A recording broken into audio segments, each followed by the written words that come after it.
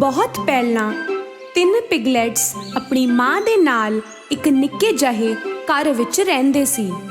ਸਮੇਂ ਆ ਗਿਆ ਸੀ ਕਿ ਹੁਣ ਉਹ ਘਰ ਛੱਡ ਕੇ ਆਪਣੀ ਨਵੀਂ ਜ਼ਿੰਦਗੀ ਬਸਾਉਣ ਆਪਣੇ ਆਪ। ਉਹਨਾਂ ਦੀ ਮਾਂ ਨੇ ਤਿੰਨਾਂ ਨੂੰ ਆਪਣੇ ਕੋਲ ਬੁਲਾਇਆ। ਮੇਰੇ ਜਵਾਕੋ, ਹੁਣ ਸਮੇਂ ਆ ਗਿਆ ਹੈ ਕਿ ਤੁਸੀਂ ਦੁਨੀਆ ਵੇਖੋ, ਆਪਣੀ ਨਵੀਂ ਜ਼ਿੰਦਗੀ ਦੀ ਸ਼ੁਰੂਆਤ ਕਰੋ। ਭੁੱਲਣਾ ਨਾ, ਤੁਸੀਂ ਚਾਹੇ ਜੋ ਵੀ ਕਰੋ ਉਹਨੂੰ ਪੂਰਾ ਜੀ ਲਾ ਕੇ ਕਰਨਾ। ਜ਼ਿੰਦਗੀ ਜੀਣ ਦਾ ਇਹ ਸਭ ਤੋਂ ਸਹੀ ਤਰੀਕਾ ਹੈ। ਥੋੜੀ ਜਿਹੀ ਉਦਾਸੀ ਅਤੇ ਥੋੜੀ ਜਿਹੀ ਖੁਸ਼ੀ ਨਾਲ ਤਿੰਨੋਂ ਪਿਗਲੈਟਸ ਆਪਣੀ ਮਾਂ ਨੂੰ ਮਿਲ ਕੇ ਨਿਕਲ ਪਏ। ਥੋੜੀ ਦੇਰ ਚੱਲਣ ਮਗਰੋਂ ਉਹਨਾਂ ਨੂੰ ਇੱਕ ਜ਼ਮੀਨ ਮਿਲੀ ਜਿੱਥੇ ਉਹ ਆਪਣਾ ਘਰ ਬਣਾ ਸਕਦੇ ਸੀ। ਸਭ ਤੋਂ ਨਿੱਕੇ ਪਿਗਲੈਟ ਨੇ ਕਾਂ ਨਾਲ ਆਪਣਾ ਘਰ ਬਣਾਉਣ ਦੀ ਸੋਚੀ। ਉਹਨੂੰ ਲੱਗਿਆ ਫਟਾਫਟ ਸੌਖੇ ਹੀ ਇਹ ਘਰ ਬਣ ਜਾਵੇਗਾ ਅਤੇ ਖੇਲਣ ਲਈ ਬਹੁਤ ਸਮਾਂ ਮਿਲੇਗਾ। ਨਿੱਕੇ ਦਾ ਘਰ ਇੱਕ ਦਿਨ ਵਿੱਚ ਬਣ ਕੇ ਤਿਆਰ ਹੋ ਗਿਆ। ਉਹਨੇ ਆਪਣੇ ਭਰਾ ਨੂੰ ਕਿਹਾ, ਵੇਖੋ ਮੇਰਾ ਘਰ ਬਣ ਗਿਆ। ਵੱਡਾ ਪਿਗਲੈਟ ਘਰ ਨੂੰ ਵੇਖ ਕੇ ਬੋਲਿਆ, ਓਹੋ, ਆ ਘਰ ਤਾਂ ਬਿਲਕੁਲ ਵੀ ਟਿਕਾਊ ਨਹੀਂ ਹੈ। ਅਸੀਂ ਭੇੜੀਏ ਤੋਂ ਕਿਵੇਂ ਬਚਾਂਗੇ? ਨਿੱਕੇ ਨੇ ਵੱਡੇ ਦੀ ਗੱਲ ਨੂੰ ਰਫਾ ਦਫਾ ਕਰ ਦਿੱਤਾ। ਟੈਨਸ਼ਨ ਨਾ ਲਵੋ, ਕੁਝ ਨਹੀਂ ਹੋਵੇਗਾ। ਬਾਅਦ ਚ ਫੇਰ ਨਾ ਕਹਿਣਾ ਕਿ ਕਿਸੇ ਨੇ ਕਿਹਾ ਨਹੀਂ। ਪਿਛਲੇ ਪਿਗਲੈਟ ਨੇ ਆਪਣਾ ਘਰ ਲੱਕੜੀ ਨਾਲ ਬਣਾਉਣ ਦੀ ਸੋਚੀ। ਜੰਗਲ ਵਿੱਚੋਂ ਟਹਿਣੀਆਂ ਇਕੱਠੀਆਂ ਕਰਕੇ ਉਹ ਆਪਣੇ ਕੰਮ ਵਿੱਚ ਲੱਗ ਗਿਆ। ਤੀਜੇ ਦਿਨ ਵਿਚਲੇ ਦਾ ਘਰ ਵੀ ਬਣ ਗਿਆ। ਇਹ ਘਰ ਘਾਹ ਵਾਲੇ ਘਰ ਨਾਲੋਂ ਜ਼ਿਆਦਾ ਟਿਕਾਊ ਸੀ। ਵੱਡਾ ਉਹਦੇ ਘਰ ਨੂੰ ਵੇਖ ਕੇ ਬੋਲਿਆ, ਤੂੰ ਬੜੀ ਮਿਹਨਤ ਨਾਲ ਬਣਾਇਆ ਇਸ ਨੂੰ। ਬੜਾ ਸੁੰਦਰ ਘਰ ਹੈ, ਪਰ ਕੀ ਇਸ ਵਿੱਚ ਅਸੀਂ ਭੇੜੀਏ ਤੋਂ ਬਚ ਸਕਾਂਗੇ? ਵਿਚਲਾ ਬੋਲਿਆ, ਬਿਲਕੁਲ ਸੁਰੱਖਿਅਤ ਹੈ। ਕਿਉਂ ਟੈਨਸ਼ਨ ਲੈ ਰਹੇ ਹੋ? ਬਾਅਦ ਵਿੱਚ ਨਹੀਂ ਕਹਿਣਾ ਕਿ ਕਿਸੇ ਨੇ ਕਿਹਾ ਨਹੀਂ। ਨਿੱਕਾ ਅਤੇ ਵਿਚਲਾ ਜਦੋਂ ਆਪਣੇ ਆਪਣੇ ਘਰ ਵਿੱਚ ਮੌਜਾਂ ਲੈ ਰਹੇ ਸੀ, ਵੱਡਾ ਆਪਣਾ ਘਰ ਬਣਾ ਰਿਹਾ ਸੀ। ਉਹ ਇੱਟਾਂ ਅਤੇ ਪੱਥਰਾਂ ਨਾਲ ਆਪਣਾ ਘਰ ਬਣਾ ਰਿਹਾ ਸੀ। ਬਾਕੀ ਦੋਨਾਂ ਨੂੰ ਲੱਗ ਰਿਹਾ ਸੀ ਕਿ ਉਹ ਫਿਜ਼ੂਲ ਹੀ ਇੰਨਾ ਕੰਮ ਕਰ ਰਿਹਾ ਹੈ। ਉਹ ਦੋਨੋਂ ਖੇਲ ਕੂਦ ਕੇ ਆਪਣਾ ਸਮਾਂ ਬਿਤਾ ਰਹੇ ਸੀ। ਜਦੋਂ ਸਾਡੇ ਵਰਗਾ ਛੇਤੀ ਛੇਤੀ ਘਰ ਬਣ ਸਕਦਾ ਹੈ ਤਾਂ ਇੰਨੀ ਮਿਹਨਤ ਕਿਉਂ? ਕਿੰਨਾ ਡਰਦਾ ਏ। ਵੱਡੇ ਨੇ ਉਹਨਾਂ ਦੀ ਗੱਲਾਂ ਉੱਤੇ ਧਿਆਨ ਨਹੀਂ ਦਿੱਤਾ। ਪੂਰੇ 7 ਦਿਨ ਮਿਹਨਤ ਕਰਕੇ ਉਹਨੇ ਆਪਣਾ ਸ਼ਾਨਦਾਰ ਅਤੇ ਮਜ਼ਬੂਤ ਘਰ ਬਣਾਇਆ। ਅਗਲੇ ਹੀ ਦਿਨ ਇੱਕ ਭੁੱਖਾ ਭੇੜੀਆ ਉਹਨਾਂ ਦੇ ਇਲਾਕੇ ਵਿੱਚ ਆਇਆ। ਉਹਨੇ ਘਾਹ ਦਾ ਘਰ ਵੇਖਿਆ ਤੇ ਉਹ ਰੁਕ ਗਿਆ। ਨਿੱਕਾ ਸੋਫੇ ਉੱਤੇ ਬੈਠਾ ਆਰਾਮ ਫਰਮਾ ਰਿਹਾ ਸੀ। ਭੇੜੀਏ ਨੇ ਬੂਹਾ ਖੜਕਾਇਆ।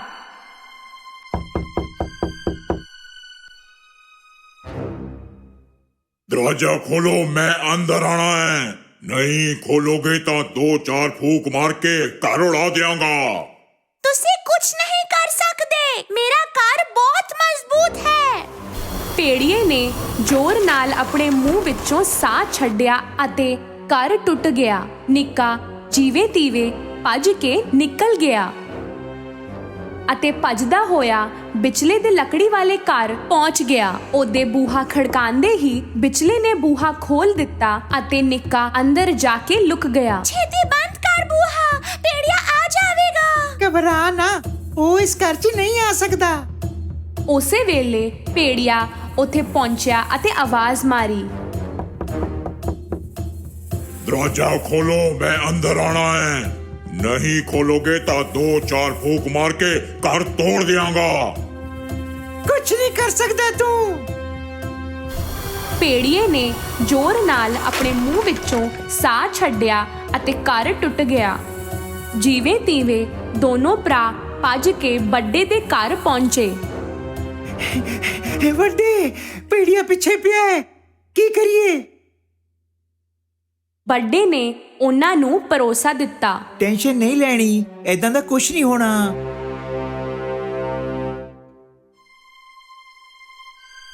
ਥੋੜੀ ਦੇਰ ਬਾਅਦ ਉਹ ਭੁੱਖਾ ਭੇੜੀਆ ਇੱਥੇ ਵੀ ਪਹੁੰਚ ਗਿਆ। दरवाजा खोलो, मैं अंदर आना है। नहीं खोलोगे तो 2-4 फूक मार के घर तोड़ दियांगा। ਕੋਸ਼ਿਸ਼ ਵੀ ਨਾ ਕਰਨਾ, ਐਦਾਂ ਦਾ ਕੁਝ ਵੀ ਨਹੀਂ ਕਰ ਸਕੇਗਾ। ਭੇੜੀਏ ਨੇ ਗੁੱਸੇ ਵਿੱਚ ਆਪਣੇ ਮੂੰਹ ਵਿੱਚੋਂ ਸਾਹ ਛੱਡਿਆ, ਪਰ ਉਹ ਘਰ ਹਿੱਲਿਆ ਵੀ ਨਹੀਂ, ਪੋਰਾ ਵੀ ਨਹੀਂ, ਇੱਕ ਇੱਟ ਵੀ ਨਹੀਂ ਹਿਲਾ ਸਕਿਆ। ਉਹ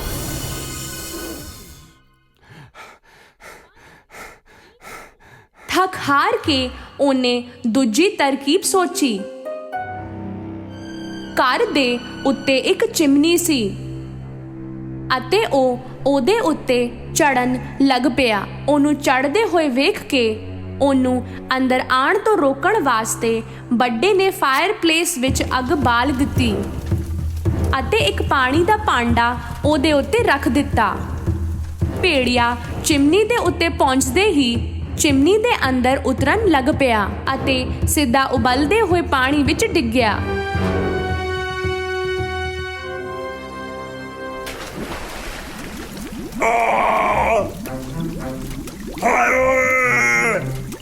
बचाओ, चल गया। ओए बचाओ। ਤਿੰਨੋਂ ਭਰਾ ਭੇੜੀਏ ਨੂੰ ਹਰਾ ਕੇ ਇੱਕ ਦੂਜੇ ਨਾਲ ਗਲੇ ਮਿਲੇ।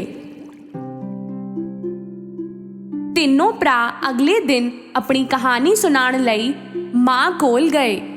ਨਿੱਕਾ ਸਭ ਤੋਂ ਪਹਿਲਾਂ ਬੋਲਿਆ, ਤੁਸੀਂ ਸਹੀ ਕਿਹਾ ਸੀ। ਜਿਹੜਾ ਵੀ ਕੰਮ ਕਰੋਗੇ ਪੂਰਾ ਜੀ ਲਾ ਕੇ ਕਰਨਾ, ਪੂਰਾ ਜੀ ਲਾ ਕੇ ਕਰੋਗੇ ਤਾਂ ਹੀ ਕਾਮਯਾਬੀ ਮਿਲੇਗੀ। ਉਸ ਦਿਨ ਤੋਂ ਬਾਅਦ ਨਿੱਕੇ ਅਤੇ ਵਿਚਲੇ ਨੇ ਆਲਸ ਛੱਡ ਦਿੱਤਾ। ਵੱਡੇ ਭਰਾ ਵਰਗੀ ਮਿਹਨਤ ਕਰਨ ਲੱਗ ਪਏ ਅਤੇ ਹਸੀ ਖੁਸ਼ੀ ਜ਼ਿੰਦਗੀ ਜੀਂਦੇ ਰਹੇ।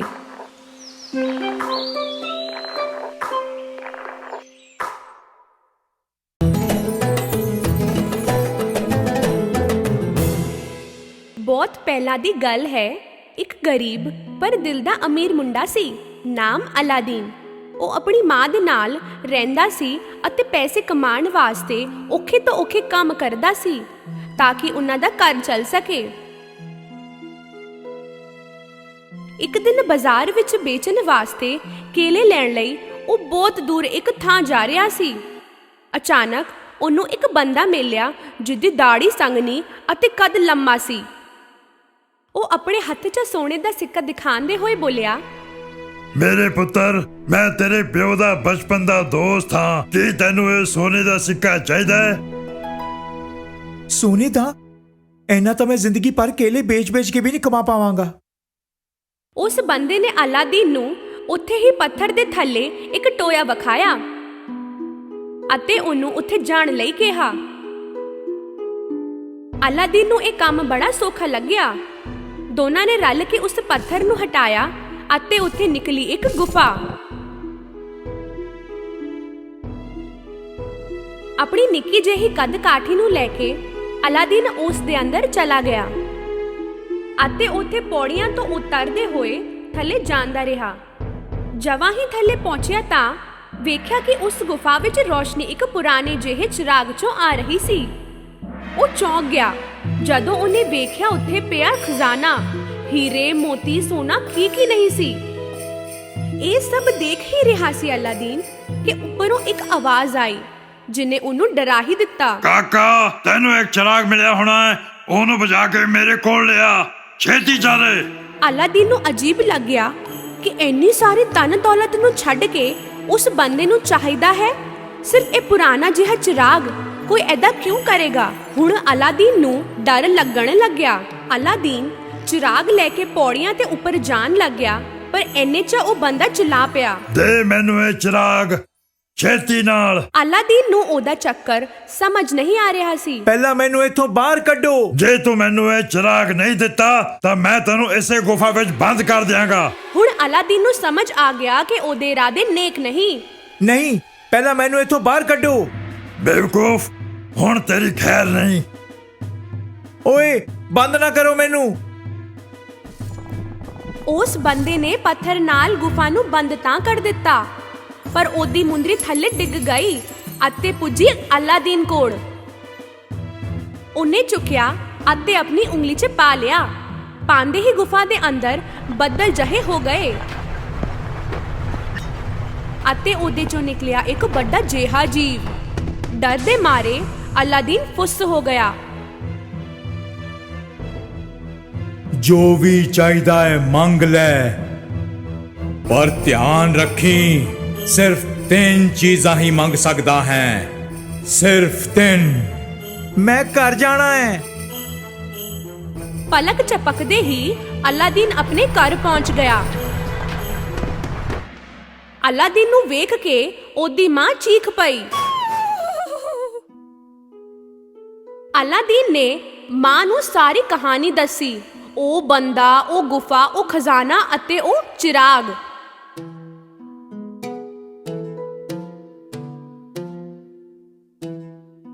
ਅਲਾਦੀਨ ਉਸ ਚਿਰਾਗ ਤੋਂ ਤੁਲ ਚਾੜਨ ਹੀ ਲੱਗਾ ਸੀ ਕਿ ਉਹਦੇ ਚੋਂ ਧੂਆਂ ਨਿਕਲਿਆ ਅਤੇ ਪੂਰੇ ਕਮਰੇ 'ਚ ਭਰ ਗਿਆ ਅਤੇ ਉਹਦੇ ਚੋਂ ਨਿਕਲਿਆ ਜਿਨੀ।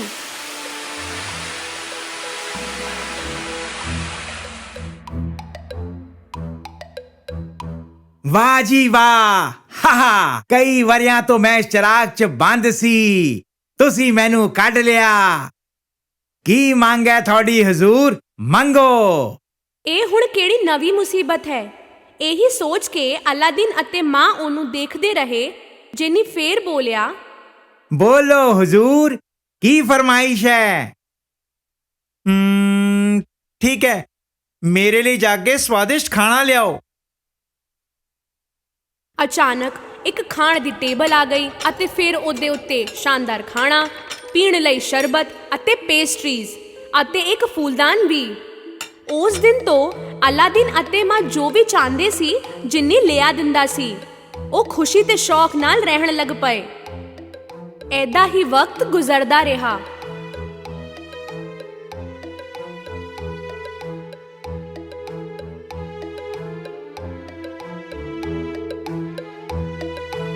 ਇੱਕ ਦਿਨ ਉਹ ਬਾਜ਼ਾਰ ਗਿਆ ਤਾਂ ਉਹਨੂੰ ਦਿਖੀ ਇੱਕ ਪਾਲਕੀ।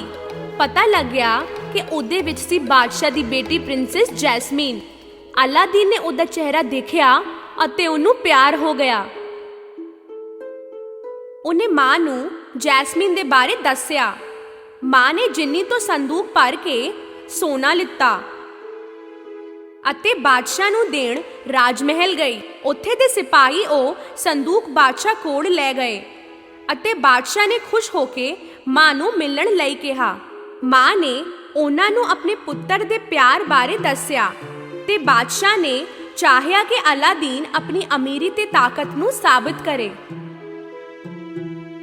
ਜੇ ਤੁਹਾਡਾ ਮੁੰਡਾ ਮੇਰਾ ਜਵਾਈ ਬਣਨਾ ਚਾਹੁੰਦਾ ਹੈ ਤਾਂ ਉਹਨੂੰ ਕਹੋ ਕਿ 40 ਨੌਕਰਾਂ ਦੇ ਹੱਥ 40 ਸੰਦੂਕ ਭੇਜੇ ਜੋ ਹੀਰੇ ਮੋਤੀ ਸੋਨੇ ਚਾਂਦੀ ਨਾਲ ਭਰੇ ਹੋਣ ਅਤੇ ਉਹਨਾਂ ਦੇ ਮਗਰ 40 ਸਿਪਾਹੀ ਹੋਣ ਉਹਨਾਂ ਦੀ ਸੁਰੱਖਿਆ ਲਈ।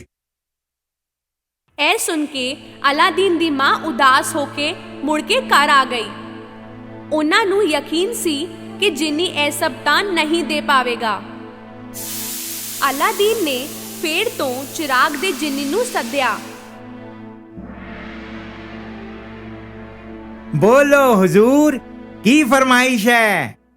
ਅਲਾਦੀਨ ਨੇ ਉਹਨੂੰ ਬਾਦਸ਼ਾਹ ਦੀ ਮੰਗ ਦੱਸੀ। ਇਹ ਸੁਣ ਕੇ ਜਿੰਨੀ ਨੇ ਤਾੜੀ ਮਾਰੀ ਅਤੇ ਉੱਥੋਂ ਦੇ ਉੱਥੇ ਹੀ ਖਜ਼ਾਨਾ ਲੈ ਕੇ 40 ਨੌਕਰ ਤੇ 40 ਸਿਪਾਹੀ ਪ੍ਰਗਟ ਹੋ ਗਏ। ਬਾਦਸ਼ਾਹ ਨੇ ਵੇਖਿਆ ਕਿ ਜੋ ਵੀ ਮੰਗਿਆ ਸੀ ਉਹਨਾਂ ਨੇ ਅਲਾਦੀਨ ਨੇ ਪੂਰਾ ਕਰ ਦਿੱਤਾ ਅਤੇ ਉਹ ਖੁਸ਼ ਹੋ ਗਏ। ਉਹਨਾਂ ਨੇ ਸੋਚਿਆ ਕਿੰਨਾ ਪੈਸਾ ਹੈ ਮੁੰਡੇ ਕੋਲ। ਮੈਂ ਚਾਹੁੰਦਾ ਹਾਂ ਕਿ ਮੇਰੀ ਧੀ ਇੱਕ ਮਹਿਲ ਵਰਗੇ ਘਰ 'ਚ ਰਹੇ। ਜੇ ਉਹਨੂੰ ਏਦਾਂ ਦਾ ਘਰ ਦੇ ਸਕਦੇ ਹੋ ਤਾਂ ਹੀ ਵਿਆਹ ਦੀ ਗੱਲ ਸੋਚੋ। ਅਲਾਦੀਨ ਨੇ ਬਾਦਸ਼ਾਹ ਦੀ ਇੱਛਾ ਜਿੰਨੀ ਨੂੰ ਦੱਸੀ। ਜਿੰਨੀ ਨੇ ਫੇਰ ਤੋਂ ਤਾੜੀ ਮਾਰੀ ਅਤੇ ਉਸੇ ਵੇਲੇ ਇੱਕ ਵੱਡਾ ਸ਼ਾਨਦਾਰ ਮਹਿਲ ਉਹਦੇ ਸਾਹਮਣੇ ਬਣ ਗਿਆ। ਅਲਾਦੀਨ ਨੂੰ ਭਰੋਸਾ ਨਹੀਂ ਹੋ ਰਿਹਾ ਸੀ। ਬਾਦਸ਼ਾਹ ਨੂੰ ਲੱਗਿਆ ਅਲਾਦੀਨ ਤੋਂ ਅਮੀਰ ਮੁੰਡਾ ਨਹੀਂ ਮਿਲੇਗਾ ਕਦੀ ਵੀ।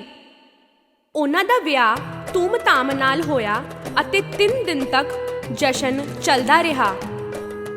ਸਾਰਿਆਂ ਨੂੰ ਅਲਾਦੀਨ ਦੀ ਕਿਸਮਤ ਅਤੇ ਅਮੀਰੀ ਬਾਰੇ ਪਤਾ ਸੀ,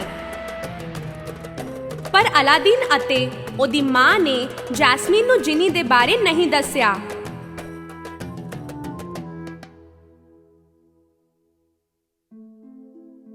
ਇੱਕ ਦਿਨ ਅਲਾਦੀਨ ਦੇ ਮਹਿਲ ਕੋਲ ਇੱਕ ਬੰਦਾ ਆਇਆ। ਪੁਰਾਣੇ ਚਿਰਾਗ ਦੇ ਦਿਓ, ਪੁਰਾਣੇ ਚਿਰਾਗ ਦੇ ਦਿਓ ਅਤੇ ਉਸ ਦੇ ਬਦਲੇ ਵਿੱਚ ਨਵੇਂ ਲੈ ਲਓ। ਪੁਰਾਣੇ ਚਿਰਾਗ ਦੇ ਦਿਓ ਅਤੇ ਨਵੇਂ ਲੈ ਲਓ। ਜੈਸਮੀਨ ਨੇ ਇਹ ਆਵਾਜ਼ ਸੁਣੀ। ਉਹਨੇ ਸੋਚਿਆ ਕਿ ਪੁਰਾਣੇ ਚਿਰਾਗ ਦੇ ਬਦਲੇ ਨਵਾਂ ਚਿਰਾਗ ਮਿਲ ਜਾਏ ਤਾਂ ਅਲਾਦੀਨ ਬਹੁਤ ਖੁਸ਼ ਹੋ ਜਾਵੇਗਾ।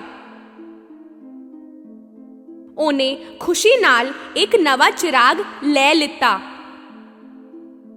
ਇਹ ਬੰਦਾ ਕੋਈ ਹੋਰ ਨਹੀਂ ਬਲਕਿ ਉਹ ਸੀ ਜਿਹਨੇ ਸ਼ੁਰੂਆਤ ਵਿੱਚ ਅਲਾਦੀਨ ਨੂੰ ਗੁਫਾ ਵਿੱਚ ਬੰਦ ਕੀਤਾ ਸੀ। ਉਹਨੇ ਚਿਰਾਗ ਮਿਲਦੇ ਹੀ ਜਿਨੀ ਨੂੰ ਕਿਹਾ ਕਿ ਮਹਿਲ ਨੂੰ ਜੈਸਮੀਨ ਦੇ ਨਾਲ ਉਥੋਂ ਹਟਾ ਦਿੱਤਾ ਜਾਵੇ। ਅਲਾਦੀਨ ਜਦੋਂ ਉਸ ਸ਼ਾਮ ਮੁੜਿਆ, ਉਹਨੂੰ ਆਪਣਾ ਮਹਿਲ ਕਿਤੇ ਨਹੀਂ ਦਿਸਿਆ। ਉਹ ਸਮਝ ਗਿਆ ਕਿ ਕੁਝ ਗੜਬੜ ਹੋਈ ਹੈ। ਉਹ ਆਪਣੇ ਪੁਰਾਣੇ ਘਰ ਵਿੱਚ ਗਿਆ ਅਤੇ ਗੁਫਾ ਵਿੱਚ ਮਿਲੀ ਹੋਈ ਮੁੰਦਰੀ ਲੱਭੀ। ਉਹਨੂੰ ਉਂਗਲੀ ਵਿੱਚ ਪਾਉਂਦੇ ਹੀ ਉਹ ਵੱਡਾ ਜਿਹਾ ਜੀਵ ਫਿਰ ਹਾਜ਼ਰ ਹੋਇਆ। ਜੋ ਵੀ ਚਾਹੀਦਾ ਹੈ ਮੰਗ ਲੈ, ਪਰ ਧਿਆਨ ਰੱਖੀ ਸਿਰਫ 2 ਚੀਜ਼ਾਂ। ਮੈਨੂੰ ਜੈਸਮੀਨ ਦੇ ਕੋਲ ਲੈ ਚਲੋ। ਹੱਥੋਂ ਹੱਥ ਉਹ ਮਹਿਲ ਵਿੱਚ ਪਹੁੰਚ ਗਏ। ਕੋਈ ਉਹਨੂੰ ਵੇਖ ਨਾ ਲਵੇ, ਇਸ ਕਰਕੇ ਉਹ ਲੁਕ ਗਿਆ। ਜੈਸਮੀਨ ਉਸੇ ਬੰਦੇ ਦੀ ਸੇਵਾ ਕਰ ਰਹੀ ਸੀ ਅਤੇ ਉਹ ਚਿਰਾਗ ਵੀ ਉਹਦੇ ਹੀ ਕੋਲ ਸੀ। ਲੁਕਦੇ ਲੁਕਦੇ ਅਲਾਦੀਨ ਨੇ ਉਹ ਮੁੰਦਰੀ ਫੇਰ ਤੋਂ ਪਾ ਲਈ। ਉਹ ਵੱਡਾ ਜਿਹਾ ਜੀਵ ਫੇਰ ਆ ਗਿਆ। ਜੋ ਵੀ ਚਾਹੀਦਾ ਹੈ ਮੰਗ ਲੈ, ਪਰ ਧਿਆਨ ਰੱਖੀ ਸਿਰਫ ਇੱਕ ਚੀਜ਼। ਉਸ ਬਦਮਾਸ਼ ਨੂੰ ਹਮੇਸ਼ਾ ਲਈ ਗਹਿਰੀ ਨੀਂਦ ਵਿੱਚ ਸੜਾ ਦਿਓ। ਛੇਤੀ ਛੇਤੀ ਉਹ ਭੱਜ ਕੇ ਜੈਸਮੀਨ ਦੇ ਕੋਲ ਆ ਗਿਆ, ਜਿਹੜੀ ਉਸ ਬੰਦੇ ਤੋਂ ਡਰੀ ਹੋਈ ਸੀ। ਅਲਾਦੀਨ ਨੂੰ ਵੇਖ ਕੇ ਉਹ ਬੜੀ ਖੁਸ਼ ਹੋਈ। ਹੁਣ ਅਲਾਦੀਨ ਨੇ ਜੈਸਮੀਨ ਨੂੰ ਪੂਰੀ ਕਹਾਣੀ ਸ਼ੁਰੂਆਤ ਤੋਂ ਦੱਸੀ ਅਤੇ ਜੈਸਮੀਨ ਸੁਣ ਕੇ ਚੌਂਕਦੀ ਰਹੀ।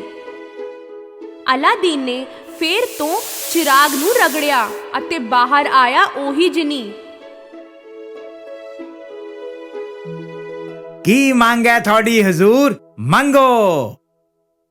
ਇਸ ਬਦਮਾਸ਼ ਨੂੰ ਇੰਨੀ ਦੂਰ ਪਹੁੰਚਾ ਦਿਓ ਕਿ ਸਾਨੂੰ ਕਦੇ ਲੱਭ ਨਾ ਸਕੇ। ਅਤੇ ਉਹ ਬੰਦਾ ਅਚਾਨਕ ਗਾਇਬ ਹੋ ਗਿਆ। ਅਲਾਦੀਨ ਨੇ ਜਿਨੀ ਨੂੰ ਉਸ ਮਹਿਲ ਨੂੰ ਆਪਣੀ ਥਾਂ ਤੇ ਪਹੁੰਚਾਉਣ ਲਈ ਕਿਹਾ। ਮਹਿਲ ਅਸਮਾਨ 'ਚ ਉੜਦਾ ਹੋਇਆ ਆਪਣੀ ਪੁਰਾਣੀ ਥਾਂ ਤੇ ਪਹੁੰਚਿਆ ਅਤੇ ਉੱਥੇ ਪਹੁੰਚ ਕੇ ਅਲਾਦੀਨ ਆਪਣੀ ਮਾਂ ਦੇ ਕੋਲ ਸੀ ਇੱਕ ਵਾਰੀ ਫੇਰ। ਅਲਾਦੀਨ, ਉਹਦੀ ਮਾਂ ਅਤੇ ਜੈਸਮੀਨ ਨਾਲ ਰਹੇ, ਹਮੇਸ਼ਾ ਖੁਸ਼ੀ-ਖੁਸ਼ੀ।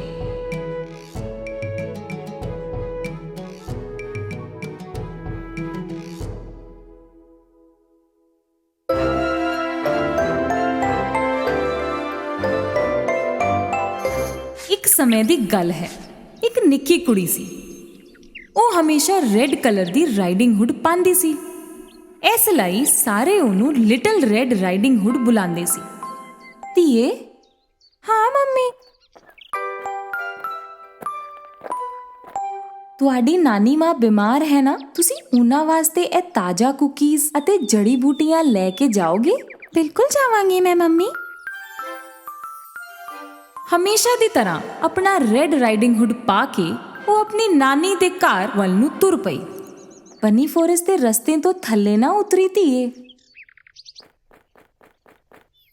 ਲਿਟਲ ਰੈੱਡ ਰਾਈਡਿੰਗ ਹੁੱਡ ਹੱਸਦੇ ਗਾਉਂਦੇ ਆਪਣੇ ਰਸਤੇ ਜਾ ਰਹੀ ਸੀ। ਪਤਾ ਨਹੀਂ ਇਹਨੂੰ ਬਨੀ ਫੋਰੈਸਟ ਕਿਉਂ ਕਹਿੰਦੇ ਨੇ, ਮੈਨੂੰ ਤਾਂ ਇੱਕ ਵੀ ਬਨੀ ਨਹੀਂ ਦਿਸਿਆ। ਲਿਟਲ ਰੈੱਡ ਰਾਈਡਿੰਗ ਹੁੱਡ ਫੁੱਲਾਂ ਨਾਲ ਭਰੇ ਹੋਏ ਰਸਤੇ ਤੇ ਪਹੁੰਚੀ। ਰੰਗ ਬਰੰਗੇ ਕਈ ਤਰ੍ਹਾਂ ਦੇ ਫੁੱਲ ਸੀ। ਨਾਨੀ ਵਾਸਤੇ ਕੁਝ ਫੁੱਲ ਲੈ ਚਲਦੀ ਆ, ਬੜੀ ਖੁਸ਼ ਹੋ ਜਾਵੇਗੀ ਉਹ। ਫੁੱਲ ਚੁਗਦੇ ਹੋਏ ਧਿਆਨ ਨਹੀਂ ਰਿਹਾ ਉਹਨੂੰ ਕਿ ਉਹ ਆਪਣੇ ਰਸਤੇ ਤੋਂ ਥੱਲੇ ਉਤਰ ਗਈ ਸੀ। ਉਸੇ ਵੇਲੇ ਉਹਨੂੰ ਝਾੜੀਆਂ ਵਿੱਚੋਂ ਇੱਕ ਆਵਾਜ਼ ਆਈ। ਅਚਾਨਕ ਇੱਕ ਵੱਡਾ ਜਿਹਾ ਭੇੜੀਆ ਉਹਦੇ ਸਾਹਮਣੇ ਆ ਗਿਆ। ਉਹਨੂੰ ਵੇਖ ਕੇ ਲਿਟਲ ਰੈਡ ਰਾਈਡਿੰਗ ਹੁੱਡ ਇੰਨਾ ਡਰ ਗਈ ਕਿ ਉਹਦੇ ਹੱਥੋਂ ਬਾਸਕਟ ਡਿੱਗ ਪਈ। ਭੇੜੀਏ ਨੇ ਛੇਤੀ-ਛੇਤੀ ਬਾਸਕਟ ਵਿੱਚੋਂ ਕੁਕੀਜ਼ ਚੁੱਕੀਆਂ ਅਤੇ ਵਾਪਸ ਲਿਟਲ ਰੈਡ ਰਾਈਡਿੰਗ ਹੁੱਡ ਨੂੰ ਦੇ ਦਿੱਤੀਆਂ। ਭੇੜੀਏ ਦੀ ਇਸ ਅੱਛਾਈ ਤੋਂ ਲਿਟਲ ਰੈਡ ਰਾਈਡਿੰਗ ਹੁੱਡ ਬਹੁਤ ਖੁਸ਼ ਹੋਈ। Thank you. ਕਿੱਥੇ ਜਾ ਰਹੀ ਏ ਕੁੜੀਏ? ਨਾਨੀ ਦੇ ਘਰ। ਇਸ ਜੰਗਲ ਦੇ ਆਖਿਰ ਵਿੱਚ ਯੈਲੋ ਕਲਰ ਦਾ ਘਰ ਹੈ। ਉਹਨਾਂ ਦੀ ਤਬੀਅਤ ਖਰਾਬ ਹੈ ਨਾ। ਮੈਂ ਕੁਕੀਜ਼ ਤੇ ਜੜੀ ਬੂਟੀਆਂ ਲੈ ਕੇ ਜਾ ਰਹੀ ਹਾਂ। ਤੁਸੀਂ ਮੈਨੂੰ ਸਾਰਿਆਂ ਦੀ ਤਰ੍ਹਾਂ ਲਿਟਲ ਰੈਡ ਰਾਈਡਿੰਗ ਹੁੱਡ ਬੁਲਾ ਸਕਦੇ ਹੋ। ਤਾਂ ਮੈਂ ਪਹਿਲੇ ਪਹੁੰਚ ਕੇ ਤੁਹਾਡੀ ਨਾਨੀ ਨੂੰ ਦੱਸਦਾ ਤੁਸੀਂ ਆ ਰਹੇ ਹੋ, ਔਰ ਤੁਸੀਂ ਫੂਲ ਚੁੱਕਦੇ ਚੁੱਕਦੇ ਆਰਾਮ ਨਾਲ ਆਓ। ਉਸੇ ਵੇਲੇ ਉਹਨੂੰ ਕਿਸੇ ਸ਼ਿਕਾਰੀ ਦੀ ਗੋਲੀ ਦੀ ਆਵਾਜ਼ ਆਈ ਤੇ ਉਹ ਉਡਨਛੂ ਹੋ ਗਿਆ। ਲਿਟਲ ਰੈਡ ਰਾਈਡਿੰਗ ਹੁੱਡ ਨੂੰ ਇੱਕਦਮ ਰੋਣਾ ਆ ਗਿਆ ਕਿਉਂਕਿ ਉਹ ਗੁਆਚ ਗਈ ਸੀ।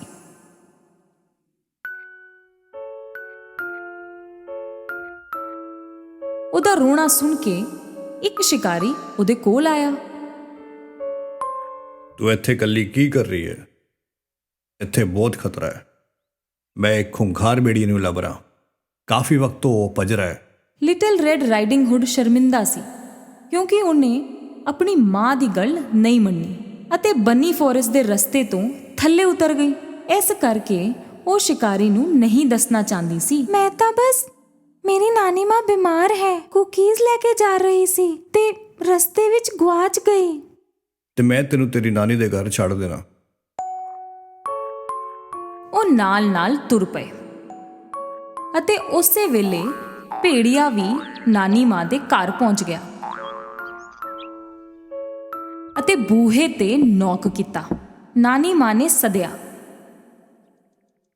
ਕੌਣ ਹੈ ਭਾਈ? ਮੈਂ ਆ ਨਾਨੀ ਮਾਂ, ਲਿਟਲ ਰੈਡ ਰਾਈਡਿੰਗ ਹੁੱਡ। ਮੈਂ ਕੁਕੀਜ਼ ਤਾਂ ਜੜੀ ਬੂਟੀਆਂ ਲੈ ਕਰ ਆਈ ਹਾਂ ਤੁਹਾਡੇ ਲਈ। ਬੂਹਾ ਖੁੱਲਾ ਹੈ ਧੀਏ, ਅੰਦਰ ਆ ਜਾ। ਭੇੜੀਆ ਅੰਦਰ ਵੜ ਗਿਆ। ਥੋੜੀ ਦੇਰ ਪਿੱਛੋਂ ਲਿਟਲ ਰੈਡ ਰਾਈਡਿੰਗ ਹੁੱਡ ਅਤੇ ਸ਼ਿਕਾਰੀ ਨਾਨੀ ਮਾਂ ਦੇ ਘਰ ਪਹੁੰਚੇ। ਜਾ ਕੁੜੀਏ, ਨਾਨੀ ਦੇ ਕੋਲ ਜਾ। ਹੰਟਰ ਆਪਣੇ ਰਸਤੇ ਤੁਰ ਗਿਆ।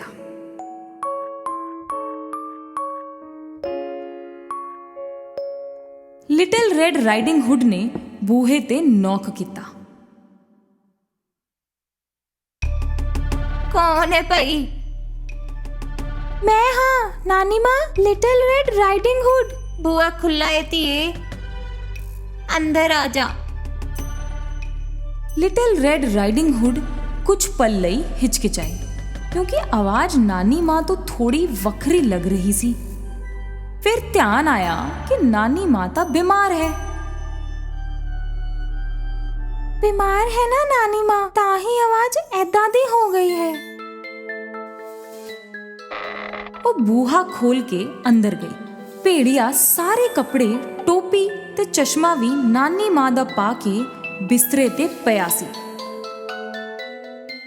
ਉਹਨੇ ਪਰਦਾ ਖਿੱਚ ਕੇ ਅੰਦਰ ਹਨੇਰਾ ਕੀਤਾ ਹੋਇਆ ਸੀ ਤਾਂ ਕਿ ਲਿਟਲ ਰੈਡ ਰਾਈਡਿੰਗ ਹੁੱਡ ਉਹਨੂੰ ਵੇਖ ਨਾ ਸਕੇ। ਪਿਆਰੀ ਧੀਏ, ਇੰਨੀ ਦੂਰ ਚੱਲ ਕੇ ਤੂੰ ਮੇਰੇ ਵਾਸਤੇ ਖਾਣਾ ਲੈ ਕੇ ਆਈ? ਕੋਲ ਤਾਂ ਆ ਧੀਏ, ਤੈਨੂੰ ਗਲੇ ਤਾਂ ਮਿਲਾਂ। ਛੇਤੀ ਆ, ਇੰਨੀ ਦੂਰ ਕਿਉਂ ਹੈ?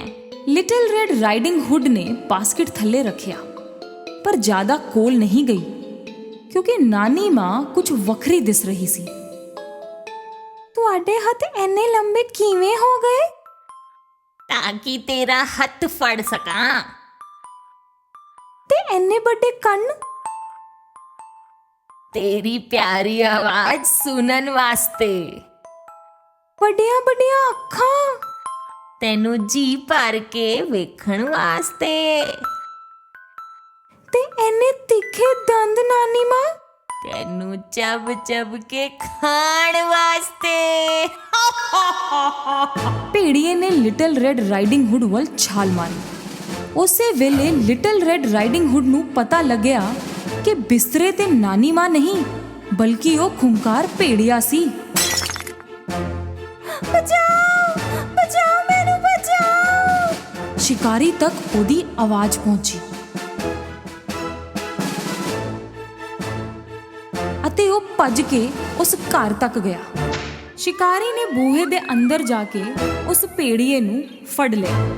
ਆਖਿਰ ਤੂੰ ਫੜਿਆ ਗਿਆ ਖੂੰਖਾਰ ਭੇੜੀਏ, ਹੁਣ ਦੇਖਣਾ ਮੈਂ ਤੈਨੂੰ। ਸ਼ਿਕਾਰੀ ਨੇ ਭੇੜੀਏ ਦੇ ਢਿੱਡ ਵਿੱਚੋਂ ਨਾਨੀ ਮਾਂ ਨੂੰ ਬਾਹਰ ਕੱਢਿਆ। ਸਾਨੂੰ ਬਚਾਉਣ ਲਈ ਬਹੁਤ ਬਹੁਤ ਧੰਨਵਾਦ ਸ਼ਿਕਾਰੀ ਅੰਕਲ। ਕੋਈ ਗੱਲ ਨਹੀਂ, ਪਰ ਵਾਅਦਾ ਕਰ ਕੁੜੀਏ ਕਿ ਹਮੇਸ਼ਾ ਮੰਮੀ ਦੀ ਗੱਲ ਮੰਨੇਗੀ।